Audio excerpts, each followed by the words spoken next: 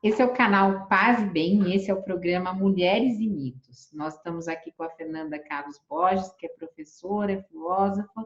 Ela também tem um canal, que é o Filosofia em Movimento. Se você puder, se inscreva, onde ela tem outros projetos.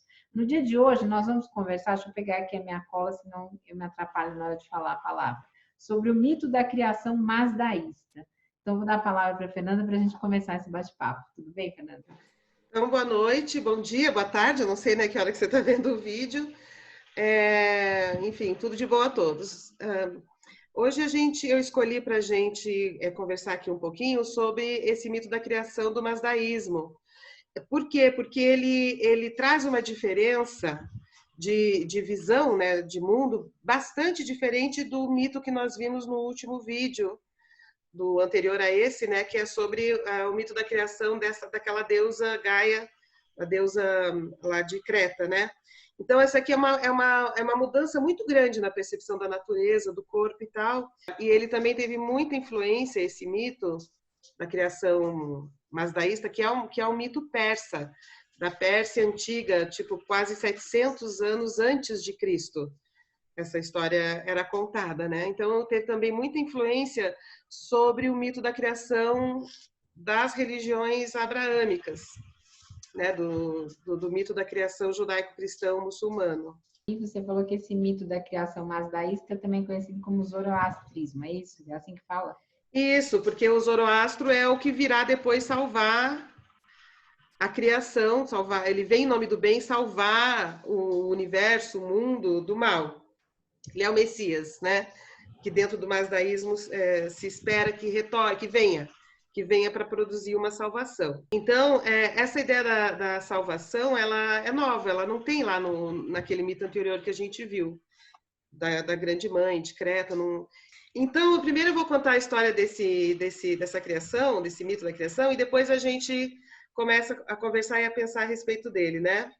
Então, era assim, para eles existem dois deuses, um deus do bem e um deus do mal. A natureza deles é assim. Então, o deus do bem, ele é muito mais poderoso, ele é onipresente, onisciente, ele consegue ver o futuro, enfim, ele tem uma visão de tudo.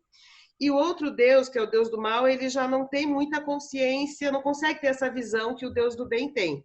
Mas ele se irrita com a criação, ele se incomoda com a criação, ele inveja a criação e ele quer destruir a criação. Então, o Deus, esse que é o Deus do bem, que é o Deus superpoderoso, eu não sei falar direito na pronúncia persa, ele é o Ahura Mazda, de onde vem Mazdaísmo, que ele é um Deus da luz. E um outro, que é esse Deus maléfico por sua própria natureza, ele é assim, não é que ele ficou do mal, ele é do mal, ele tem uma essência maligna. Ele que eu acho mais difícil falar o nome dele, Anro-Mainyav.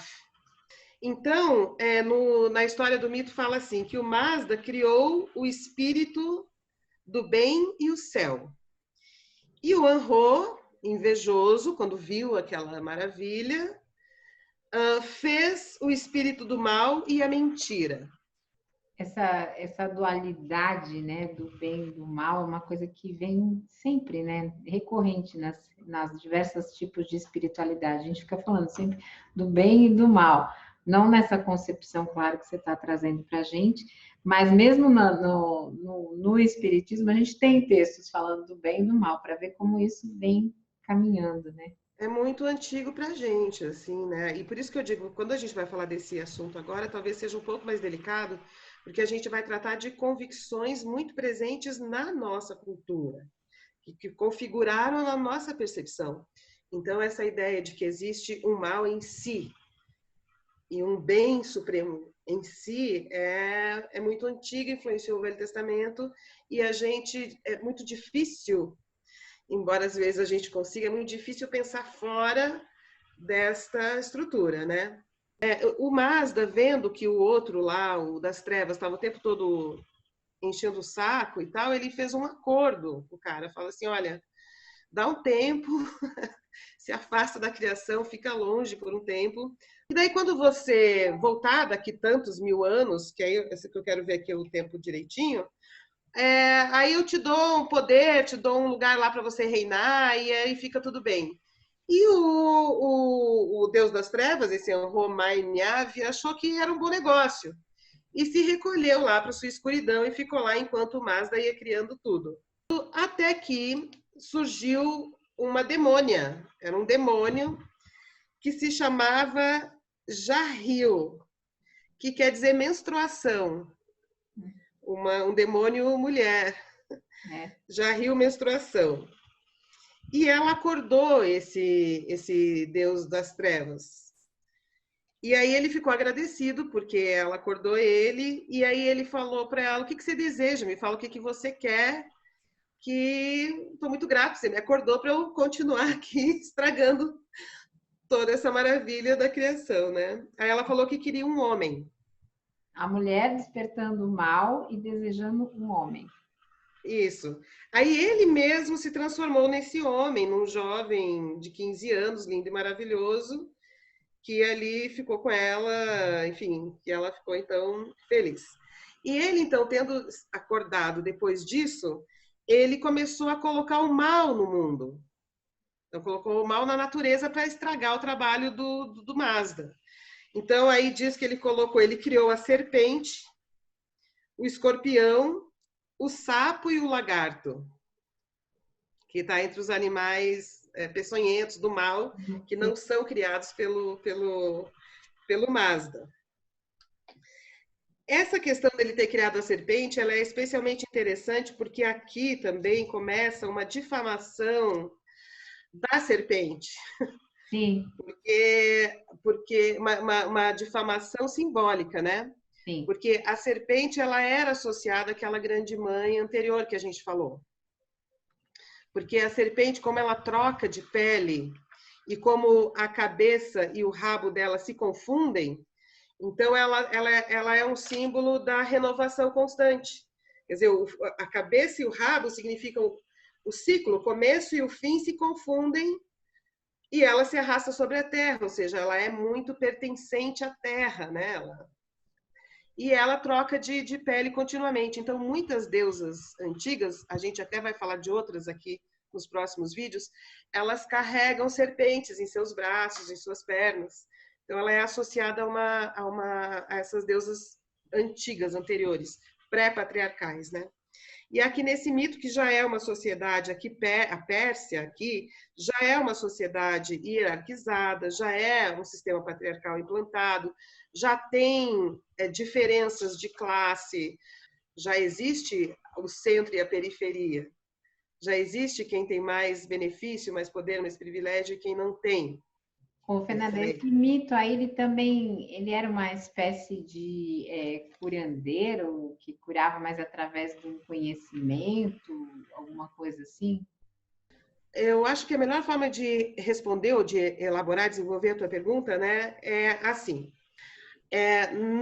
Neste mito, existe uma corrupção na natureza,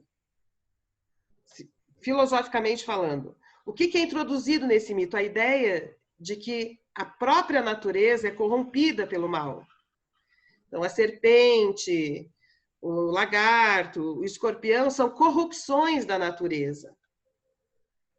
E os homens, dentro deste contexto, dentro de uma natureza corrompida, eles têm uma obrigação moral de conter a corrupção que está na natureza. E se a corrupção está na natureza, a corrupção está no corpo. Porque o corpo é da natureza. Então, também já é construído aí uma hierarquia entre uma coisa que é o espírito, não corpóreo, abstrato, moral, contra um corpo que é corrompido. E isso também se reproduz na relação com as mulheres. Porque, desde o início do patriarcado, os homens se apropriam do espírito como fundamento da moral. E às mulheres, acraseado, foi atribuído o corpo, porque ela engravida, ela reproduz, ela menstrua. É a menstruação, é a deusa. Como esse demônio. Demônia, E então a mulher era mais suscetível de corrupção. Aliás, isso vai até o cristianismo. Quando a gente vai ler O Martelo das Feiticeiras, não sei se você já leu esse livro, O Martelo das Feiticeiras. Ele foi escrito por um inquisidor e assinado pelo Papa da época. E ele desenvolve de novo essa teoria muito clara. Assim, ele escreve com todas as letras. As mulheres são mais corrompidas e corrompíveis do que os homens, porque as mulheres são muito corpóreas e, por isso, muito lascívias. E os homens têm um espírito mais protegido, visto que eles não são tão suscetíveis às corrupções da carne. Então, você vê, séculos depois, essa mesma visão de bem e mal, de divisão entre espírito e natureza, se reproduz séculos e séculos depois. Então, nesse sentido que tem um trabalho de cura, no sentido de que é uma obrigação moral dos homens conter a corrupção da carne, conter a corrupção do corpo. O Campbell vai dizer que há uma coincidência na evolução de várias civilizações deste período, e que essa coincidência ele chama de a grande inversão. Que inversão é essa? As cidades já estão mais cheias de gente, já existem poderes centralizados, já existe quem está dentro do castelo e quem está fora dele, já existe quem é burocrata e quem é agricultor, já existe esse sistema hierarquizado. E é dentro desses sistemas que se começa a entender, que é aí que ele chama de a grande inversão, a natureza e o corpo como algo corrompido e que deve ser contido por um trabalho do espírito. Aí ele vai dizer que isso aparece em vários lugares. Então, aparece aqui no Masdaísmo, isso, na Pérsia antiga, né? Isso ele vai dizer que está no orfismo também, porque o orfismo grego, né, o orfismo grego antigo, vai entender que o corpo é um túmulo. Então, assim, regras muito rígidas de alimentação, de jejum, controle sexual muito forte sobre o corpo, para não se deixar levar por esses apelos da matéria corrupta. E é toda uma reformulação mítica que o Campbell vai dizer que acontece em várias civilizações diferentes simultaneamente e que coincidem com a evolução das sociedades hierarquizadas, ou seja, com a evolução das sociedades históricas que se expandem, que dominam outras culturas e que precisam ter uma razão persuasiva para justificar a dominação dos outros corpos. Com relação ao corpo da mulher, ainda existe uma outra coisa muito específica, que também é um período em que surge o direito paterno. Ele exige um controle sobre a sexualidade da mulher para garantir a paternidade. Quem é o pai? Eu só sei quem é o pai se a mulher está trancada naquele quartinho. Se ela não está podendo sair de casa. Se ela é pura e casta, né? Tem que ser dedicada. Não, se ela estiver trancada, porque se ela saiu sozinha e eu não sei onde ela foi, o filho pode ser de qualquer um. Eu não sei quem ela encontra na rua. Sim. Então, assim, esse controle moralista sobre o corpo da mulher, ele também coincide com essa percepção de que a natureza é degenerada, que é na natureza que existe a corrupção e de que a missão moral da humanidade é controlar essa corrupção e também controlar o corpo da mulher, controlar a mulher, né? E a menstruação é um demônio. Né? E no mito a menstruação é o demônio que acorda ele. E é muito interessante, assim, por que a menstruação era considerada uma coisa maligna? Isso está associado também ao fato de que as mulheres, antigamente, nesses tempos, elas estavam sempre grávidas. Não é? Sim. Podia, de repente, menstruar uma vez, mas assim, teve o filho, amamentou, engravidou. Então, né, muitos filhos. As mulheres que não engravidavam, que tinham problemas de engravidar, eram as que menstruavam, porque as outras menstruavam pouquíssimo ou não menstruavam. Então, a menstruação ela era associada a uma doença, a uma corrupção da matéria, a uma coisa errada. Então, eles não entendiam que a mulher menstruava porque o óvulo não fecundou e não virou ovo. Quer dizer, aquele sangue que saía era associado a uma degeneração da matéria, uma degeneração do corpo daquela mulher que não engravidava. Então, ela era impura, ela era corrompida. Ela tinha um corpo matéria corrompido. E por Entre isso ela aspas, não ela era engravidava. maldita, né? Assim, era que está associada ao matrimônio, então, né?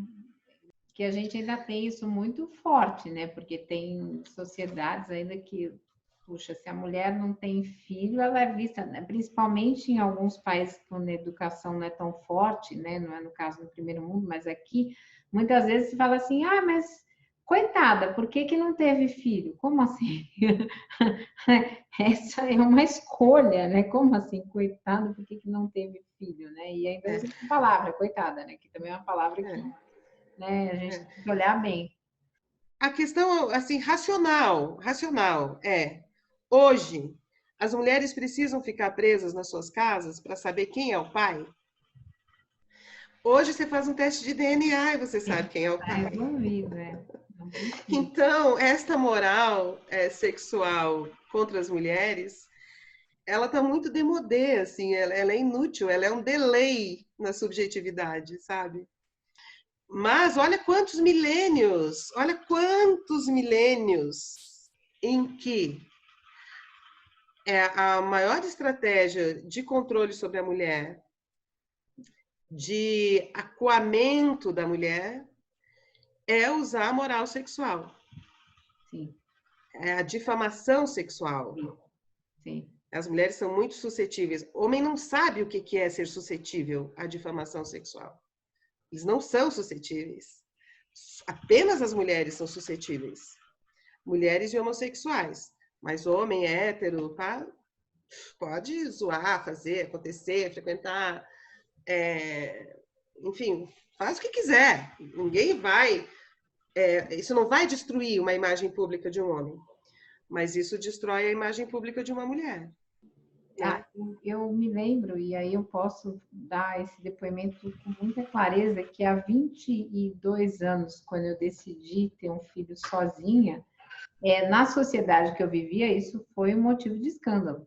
E olha isso, nós estamos falando de 22 anos, 23 com a gravidez, né? 22 e um pouquinho.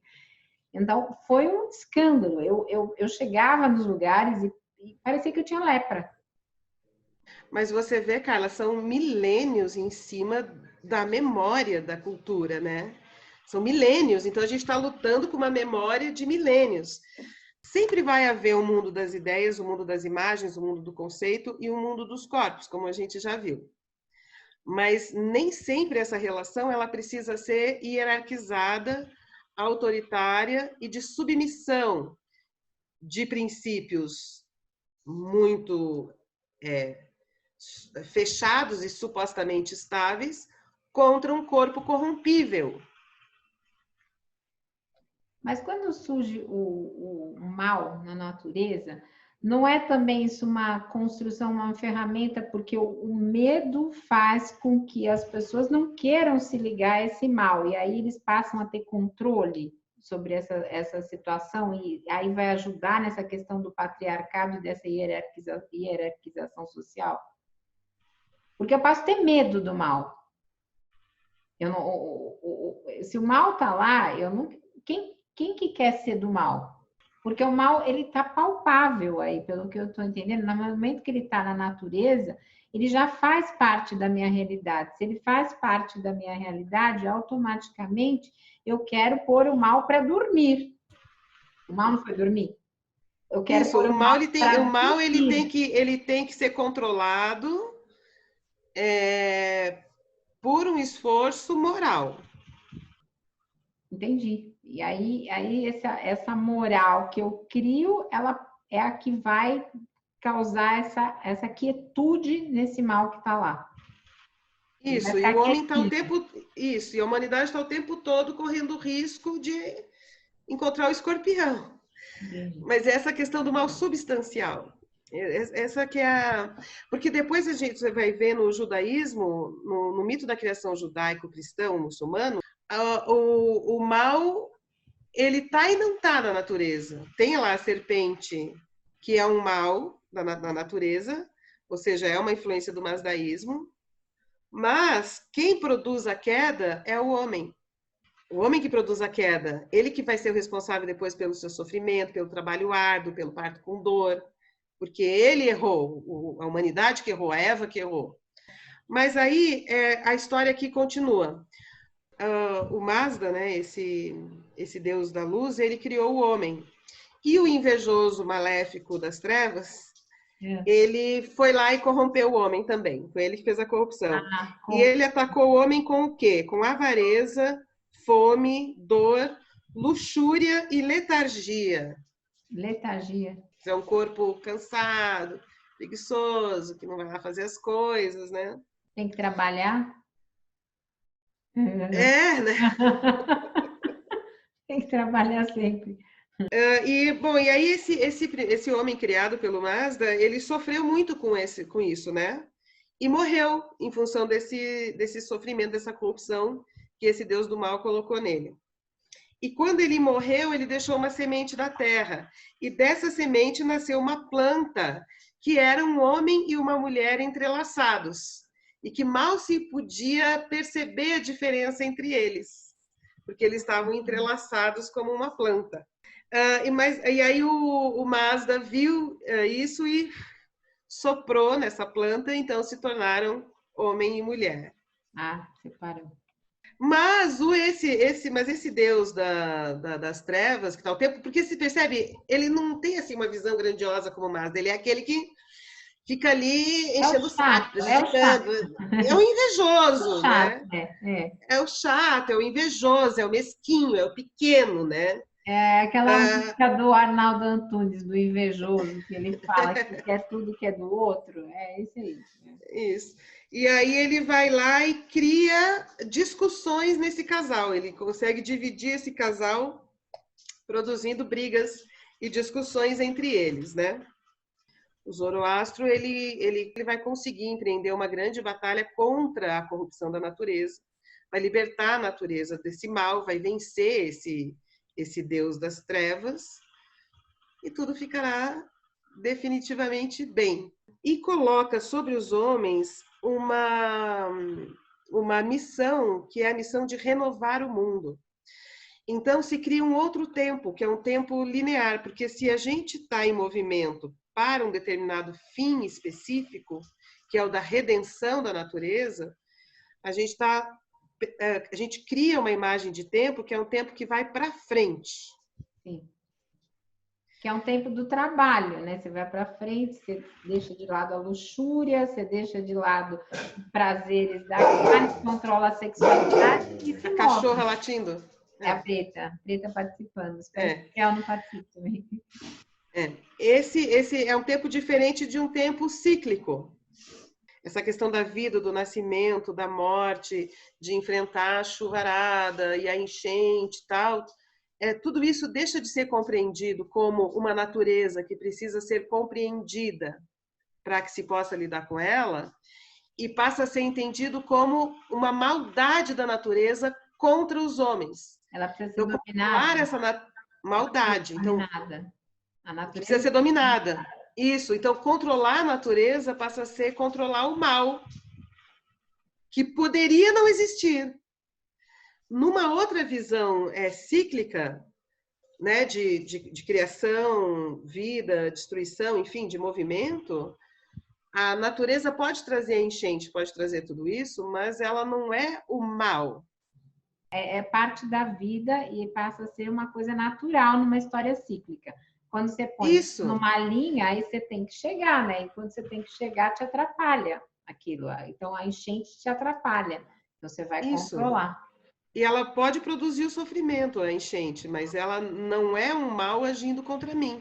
Ela é um acontecimento, é um acaso e com o que eu vou precisar lidar. Eu queria lembrar um pouco o Nietzsche sobre isso, porque o Nietzsche ele é bem interessante nesse aspecto em específico, porque ele vai dizer o seguinte: quando essa relação entre os dois mundos, o mundo dos corpos e esse outro mundo das ideias, o mundo do espírito, não apenas se divide, porque essa divisão é da natureza humana, né, vamos dizer assim, mas se torna uma coisa hierárquica, que eu estabeleço algo muito fechado, estável no mundo do espírito, e daí imponho aquilo, tento segurar o corpo, a natureza e o movimento a partir deste lugar, né? Não tem mais relação, negociação, invenção, criatividade, pensamento, porque é isso e segura tudo, segura o corpo, segura o tempo, segura a natureza, segura tudo desse jeito específico. E quando isso acontece, isso aumenta o ressentimento, porque se eu coloco na minha cabeça que as coisas têm que ser assim, ou seja, o espírito dizendo para o corpo, para a natureza, que assim é que tem que ser, assim é que é melhor, é só assim que é para ser. É uma imposição moral idealizada rigidamente. Quando a vida nos surpreende com aquilo que a gente que não está nesse plano ideal, nós ficamos muito ressentidos. A gente se sente ou pecador, ou errado, ou sendo punido, ou sendo injustiçado. Então, isso cria uma cultura do ressentimento, porque a gente não consegue mais conciliar a eternidade, no sentido aquilo que deveria ser, com aquilo que é, com aquilo que acontece, com aquilo que está em movimento, com aquilo que está associado ao acaso, com aquilo que está associado ao tempo. Quando eu falo acaso, assim, aquilo que não está no plano ideal, né? De repente vem um coronavírus, você queria fazer tal coisa e está impedido. Então você não está sendo punido, você não está sendo castigado, você não é um pecador por causa disso. Você não está sendo injustiçado pelo vírus.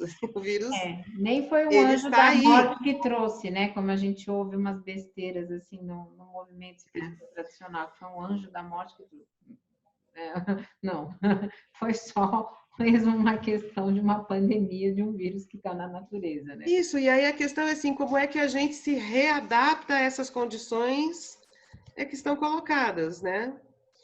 Então, o problema dessa grande inversão que o Campbell fala é que a nossa vida ficou submetida a esses ideais mais rígidos. E a articulação entre esses dois mundos ficou mais difícil, porque virou uma relação de dominação do mundo do espírito sobre o mundo da natureza. Entendeu? Não precisava ser de dominação. A gente podia estar combinando. Então... Pode ser de equilíbrio, pode ser de equilíbrio. Mas assim, quando eu falo equilíbrio também eu não gosto muito, mas aí sou eu que não gosto. Eu não gosto de pensar o equilíbrio, sabe? Não, porque assim, a instabilidade, ela vai acontecer. Como a novidade vem para a nossa vida, em todas as etapas da vida, porque em todas elas a gente está lidando com o que a gente não conhece. Se você não tem um filho e você tem um filho, você não conhece, aquilo não vai ser zen, vai produzir instabilidade, né? Se você muda de emprego, se você muda de cidade, se você casa, mas aí você não sabe. Mas aí você está falando daquele conceito que você usa muito de tensegridade, é isso? Que tem a de quê? Da tensegridade lá, que tem a tensão, que aí você tem a tensão que isso, vai mandar o movimento.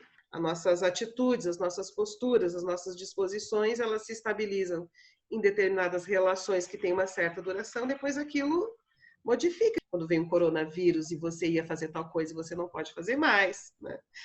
Quando você tinha planos e esses planos não vão poder ser cumpridos porque aconteceu alguma coisa que você não esperava. Tudo isso exige modificações na estrutura das nossas disposições, das nossas posturas. Essa seria uma negociação, porque isso vai modificar tanto o nosso imaginário, aquilo que habita o nosso universo do espírito, né, os nossos planos, a nossa visão de mundo, os nossos valores, os